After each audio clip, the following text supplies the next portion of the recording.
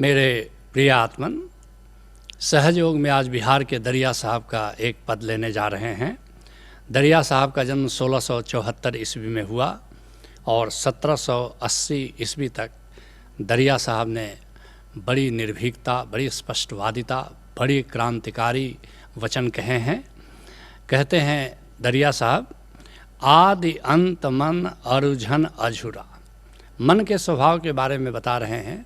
और याद रखना, संतों ने इस बात पर बड़ा जोर दिया है कि अध्यात्म के पथ के अगर पथिक हो, परमात्मा के पथ के अगर राही हो, तो मन को पहले समझो, मन की गति को जानो।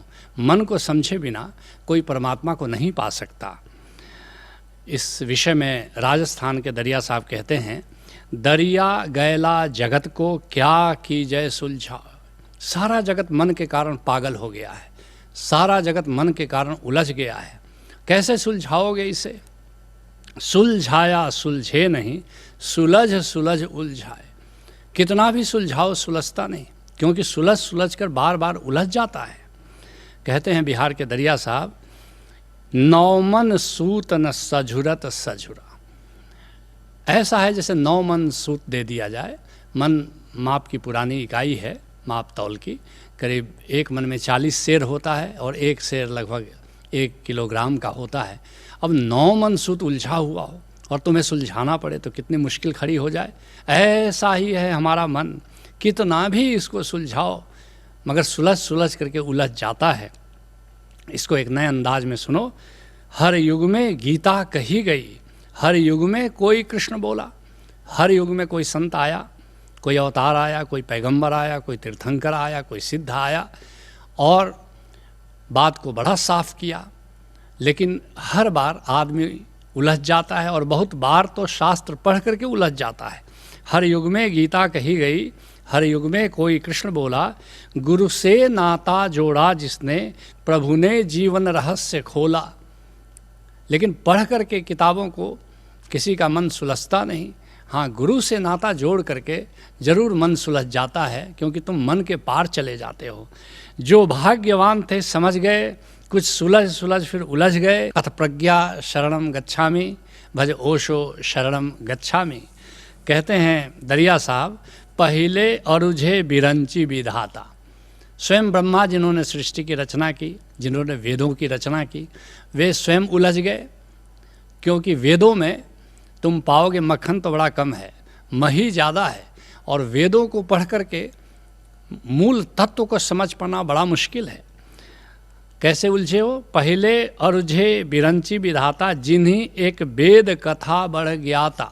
एक तो वेदों की रचना किया और वेदों की कथा के, वेदों के जानकार भी वे माने जाते हैं, और स्वयं भी भटके, क्योंकि इतना विराट एक ग्रंथ बना दिया जिसमें सत्य को खोजना बड़ा मुश्किल है। और जो लोग वेद पढ़ते हैं, वेदों को जो गुनते हैं, वे स्वयं भटक जाते हैं, क्योंकि पढ़े हुए ज्ञान को अपना ज्ञान मान लेते हैं और वही उनके भटकाव का, वही उनके उलझाव का कारण हो जाता है।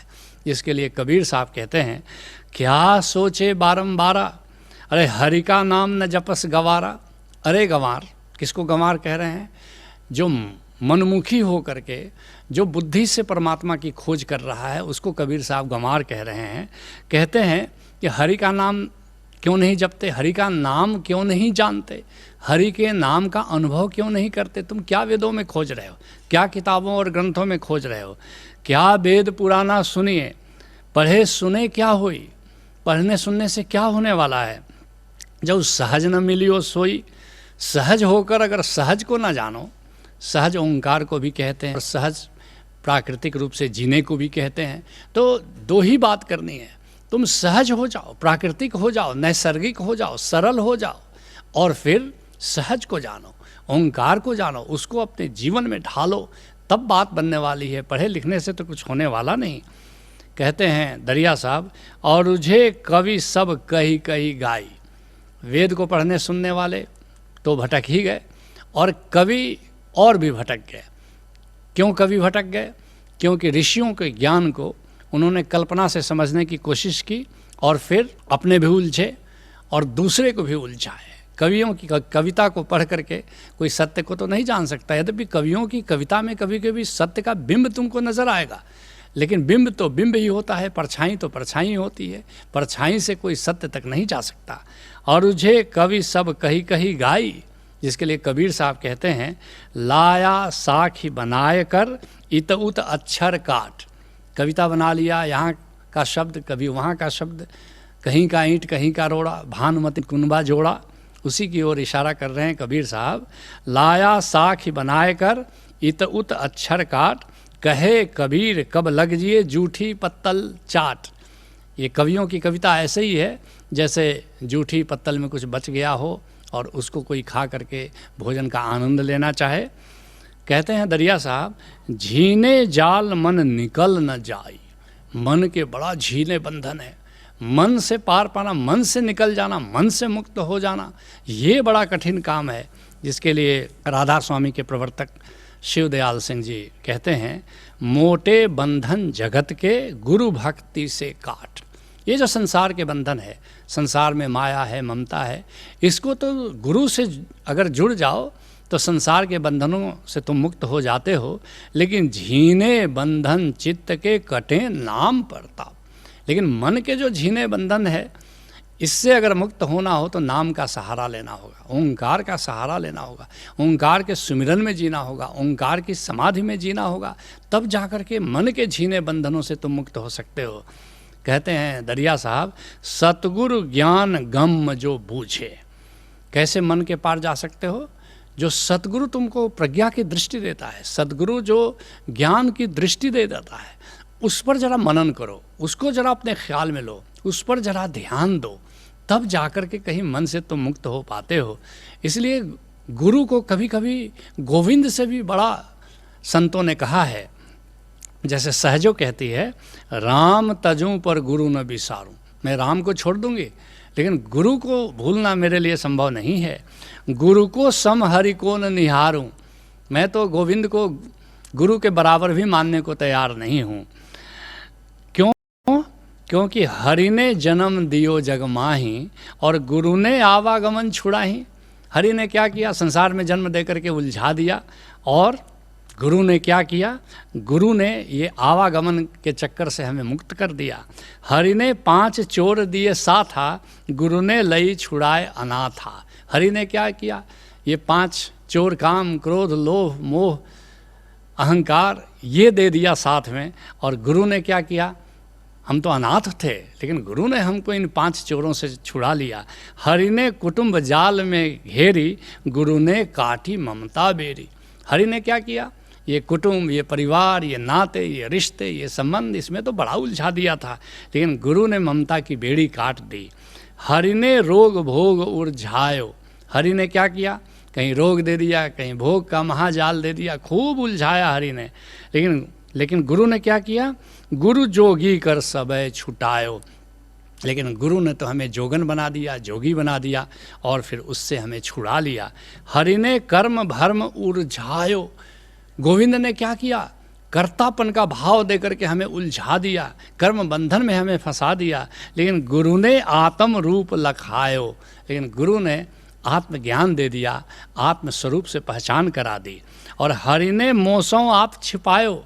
गोविंद ने क्या किया? स्वयं को हमसे छुपा लिया था, प्रकट नहीं था। लेकिन गुरु दीपक दय ताहि दिखायो। लेकिन गुरु ने जैसे ज्ञान का दीपक दे दिया और उसको दर्शा दिया। फिर हरि बांध मुक्ति गति लाए। बड़ा मुश्किल खड़ा कर दिया हरि ने कि फिर हरि बंध मुक्ति गति लाए। ये बंधन और मुक्ति का चक्कर ये किसने पैदा किया? ये गोविंद ने ही पैदा किया। लेकिन गुरु ने सब ही भ्रम मिटाए। लेकिन वाह रे गुरु, उसने सारे भ्रम, सारे संदेह, सारे द्वैत, सारे द्वंद्वों से हमें मुक्त कर दिया। चरण दास पर तन मन वारूं। चरण दास सहजों के गुरु हैं। कहते हैं कि उस गुरु चरण दास पर अपना तन, अपना मन, अपनी ज़िंदगी, अपना प्राण, मैं सब कुछ न्यौछावर करने को तैयार हूँ। राम तजूं पर गुरु न बिसारूं। राम को छोड़ दूंगी लेकिन गुरु को नहीं छोड़ूंगी। कहते हैं दरिया साहब, कहे दरिया गति अभिगत सूझे, सतगुरु ज्ञान गम जो बूझे। कहे दरिया गति अभिगत सूझे। सतगुरु जो तुमको रहस्य देता है, अगर उस पर तुम चलो, उसके अनुसार तुम ध्यान करो, सुमिरन करो, समाधि करो, तो क्या परिणाम होगा? कहे दरिया गति अविगत सूझे। वह जो अगम्य है, वह जो अविगत है, परमात्मा को अविगत कहते हैं, वह जो अगम्य है, वह जो अज्ञेय है, अगर गुरु की दृष्टि प्राप्त करके गुरु की देशना के अनुसार गुरु के मार्गदर्शन में अगर तुमने अंतर यात्रा की तो वह परम रहस्य तुम पर भी उजागर हो जाता है, उस अज्ञेय को भी तुम अनुभव कर लेते हो। इसके लिए दादू साहब कहते हैं शब्दय ही मुक्ता भया। गुरु क्या देता है? शब्द का ज्ञान देता है, ओंकार का ज्ञान देता है, नाम का ज्ञान देता है। शब्दय ही मुक्ता भया, शब्द से ही मुक्ति होती है। और शब्दय समझे प्राण, और शब्द से ही जीवन के रहस्य तुम पर उजागर होते हैं। और शब्दय ही सूझे सभय, और एक बार ओंकार को जान लो, ओंकार के प्रकाश को जान लो, ओंकार की झनकार को जान लो, तो सब कुछ तुम्हारे लिए साफ हो जाता है। दुनिया का, जीवन का सारे रहस्य स्पष्ट हो जाते हैं। और शब्दय सुरझे जान, और शब्द का ज्ञान हो जाए, ओंकार का ज्ञान हो जाए तो मन भी सुलझ जाता है और सारा रहस्य तुम्हारे लिए खुल जाता है। अगर तुम भी चाहते हो कि मन के बंधनों से मुक्त हो जाएं, तो एक ही मार्ग है, किसी कामिल मुर्शिद से अपना नाता जोड़ो और ओंकार को जानो, ओंकार के सुमिरन और ओंकार की समाधि में जीना शुरू करो। यही सहज योग है। हरि ओम तत्सत।